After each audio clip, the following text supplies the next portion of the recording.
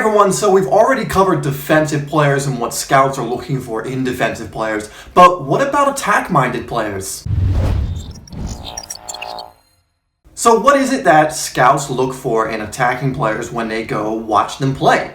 Well, here are a few ideas to keep in mind that I think scouts look for in players. So the number one thing I think they're going to look for, and this is in no particular order, but the number one thing we're covering is, do you play your position well? This might sound confusing, but let me explain. So for example, if you play winger, are you able to do all the things that a winger needs to be able to do effectively? For example, can you beat players one-on-one, change pace quickly, and put in good crosses to the box? It's no good being a winger and then not being able to do the things that a winger needs to be able to do well. So if you are a winger and you're struggling with certain areas, make sure you're working specifically on the things that is going to make you a better winger. And this goes for any position as well. Striker, midfield, attacking center mid, whatever it may be. Because again, it's no good having a striker, for example, who can't score or finish. It's no good having an attacking center mid that's not creative. So for whatever position you are playing, make sure you're practicing on those individual things you need to be practicing in order to enhance yourself in that position.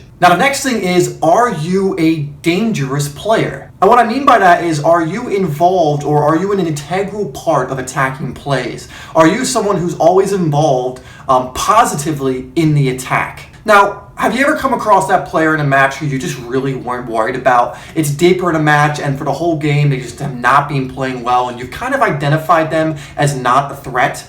You do not want to be that player. Be the player that defenders fear, the ones that defenders back off, the ones that can, pick a pass, that can shoot, that can score, that can do a variety of different things. If you're an attacking player with little to no end product, then what's the point? Scouts and coaches will want players that actually contribute to the attack. That's crazy, right?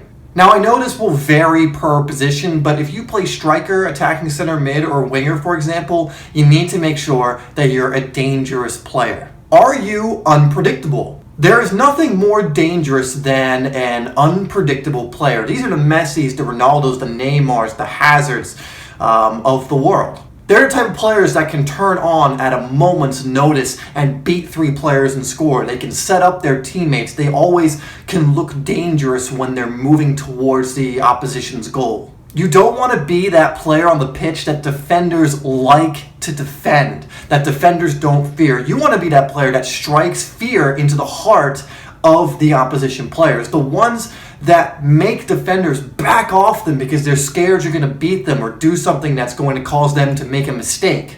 And this comes from them not knowing what you're going to do. I mean, think about it. If you're a defender and you always knew what the attacker was going to do because they were so predictable, it would make your job a lot easier. So you want to be that player that could just as easily beat them one-on-one, score a goal, or play in your teammate with a great pass. Now, I'm not saying overdo this. I don't mean you should be doing the flair thing or the unpredictable thing every single time. Even Messi sometimes has to do the predictable thing by playing the simple pass.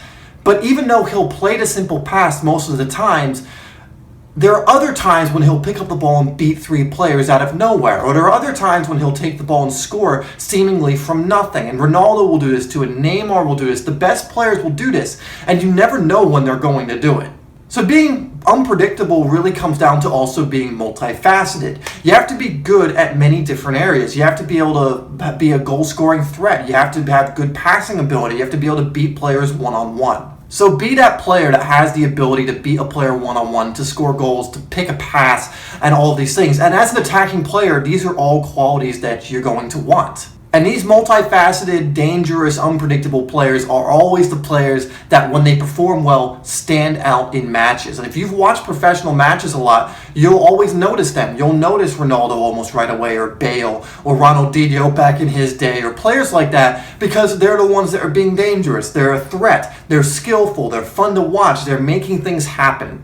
Okay, so there are some ideas for you attacking players on how to impress scouts that show up for your matches. Now, an important point I want to remind you of is this is not something that you should only be doing when you know scouts and coaches are there. These are general things that you should be applying to your game that are going to help you improve as a player. So implement these right away. Try and work on these right away. Now, it might be a bit difficult. You're not going to be able to do this overnight. For example, you can't become an unpredictable player overnight, but you can start developing the skill set you need in order to become an unpredictable, dangerous type of player. So remember to work on these ideas not only when a scout or coach is there, just be trying to improve your game gradually all the time. Alright everyone, so thank you for watching the video. Make sure you like and share this video if you enjoy the Simply Soccer videos, and leave a comment down below with what area you think attacking players should be using in order to impress scouts. We also made some other videos in this series, so click on the video to the bottom left in order to learn in general what most players need to impress scouts,